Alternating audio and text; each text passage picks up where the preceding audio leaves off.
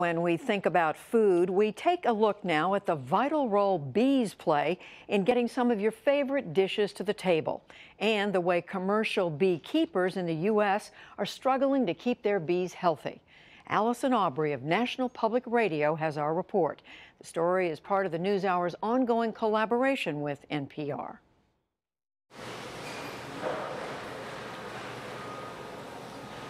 That's good clover honey. It's harvest time at Addy Honey Farms in Bruce, South Dakota. Brett Addy's the third generation to manage the 80,000 hives the Addys have scattered across 5 Midwestern states. He says beekeeping these days is much harder than it's ever been. In 2010, our bees were just destroyed in a couple of weeks. Most of our bees died. Brett says things really haven't improved much. I'd like to see about 2 to 3 times as many bees in most of the hives right now. It'll be a real challenge to keep them alive through the winter. The Addys are not alone. According to a preliminary survey from the U.S. Department of Agriculture, commercial beekeepers lost 42% of their colonies last year.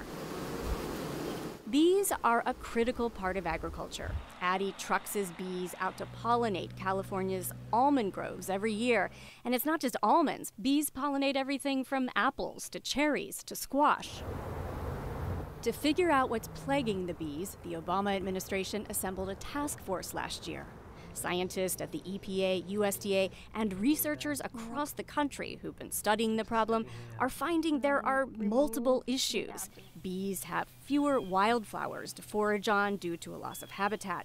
There's also viruses that pests pass on to bees. Climate change is thought to play a role too. Another issue is pesticides. Some studies suggest that a class of pesticides known as neonicotinoids, or neonics for short, are harming the bees. These pesticides are coated onto the seed of about 80% of the corn that's grown in the United States, and about half the soybeans too. To get a sense of that scale, imagine a corn farm like this taking up the entire state of California. That's how much of this pre-treated seed is being planted. This is what corn seeds look like after they've been treated. The pesticide is put onto the corn before it's ever planted. That's right. Christian Krupke is an entomologist at Purdue University who studies bees. His research shows that neonicotinoids can harm bees. What is a neonicotinoid? A neonicotinoid, as the name would suggest, it's based on nicotine. They're less toxic to mammals, which is a big feature in their wide adoption, but they're more toxic to honeybees and to other insects. Neonics are a relatively new class of pesticide. They've been around since the early 1990s. They're easier for farmers to use than the traditional method of spraying crops. And according to researchers at Penn State University, their use has increased more than 11-fold since 2003. Companies that sell them are making billions of dollars. Virtually all of these large acreage plants are being treated. So the level of use is way out of step with the level of the threat. In most fields and where we've worked, we just haven't been able to find levels of pests that would justify the level of use. Krupke published a study that linked bee deaths with the pesticide-laden dust that flies up during the planting of the pre-treated corn seeds. We collected some of those bees and analyzed them and found neonicotinoids on them and in them. So there is an intersection between planting these crops and killing foraging honeybees. Bayer Crop Science is one of the leading manufacturers of neonicotinoids. Bayer's chief scientist, David Fisher, acknowledges Krupke's findings, but he says Bayer has a seed lubricant that reduces the dust. He says that outside these acute exposures, neonicotinoids are not harmful to bees. We've done those studies, and those studies basically show if you spray the product, it's not safe for the bees. If you apply the product to the soil or as a seed treatment, the level of residues that gets up into the plant is in a safe range. Christian Krupke is not convinced. We find these pesticides in the water. Bees drink water. Plants use water.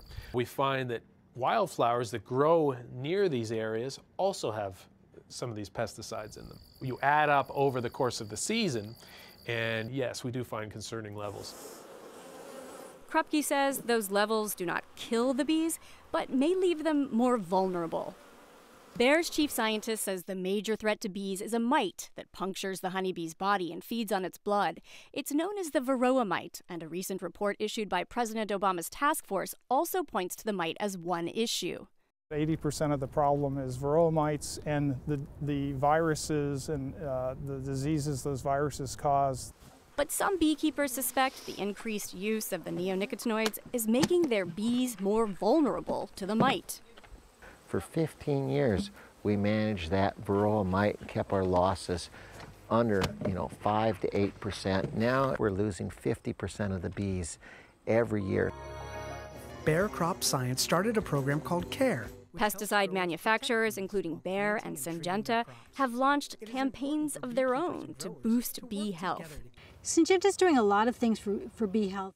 Both companies are planting millions of flowers in the U.S. to increase bee forage. And in 2014, Bayer Crop Science opened this $2 million bee care center in North Carolina, where they conduct workshops and tours. Environmentalists say these initiatives are a diversion from the real problem, the pesticides these companies manufacture, something Fisher rejects. Bayer has actually been in the business of providing products to beekeepers for more than 20 years. It's not something that we just started doing. Beekeepers in Europe came out in force a few years ago in support of the European Union's partial ban on the use of some of these neonics. And here in the U.S., the Environmental Protection Agency says it will speed up a safety review and likely not allow new uses of the pesticides. Environmental groups are locked in several court battles challenging the EPA over the registration of these pesticides. Manufacturers maintain that neonics are vital for increasing crop production and safer than spraying. They're extremely valuable. They increase crop yields often by 20% versus the other competitors. So they contribute billions of dollars to the ag economy in the United States. That would be true if these products, these neonicotinoids, were indispensable to these crops, to agriculture.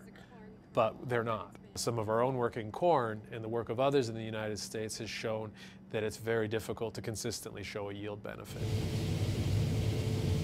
Lucas Criswell farms close to 2,000 acres of corn, soybeans, wheat, and rye in Pennsylvania's Susquehanna Valley. He has stopped using treated seed because he found it was not only killing the bad pests, but the pests he needed to ward off the slugs that were eating his soybean crops. The soil in our fields are a huge ecology of different critters and insects, and they're all there. We need good and bad. It takes a balance of them all, and that's what we've seen. Criswell now keeps pests at bay in his fields by planting crops that encourage beneficial insects. The treated seeds cost more, so this method ends up being cheaper for him. Is it soon enough to say whether you're getting the same yields? Was there corn growing on that hill? It looks grew. like a lot of corn.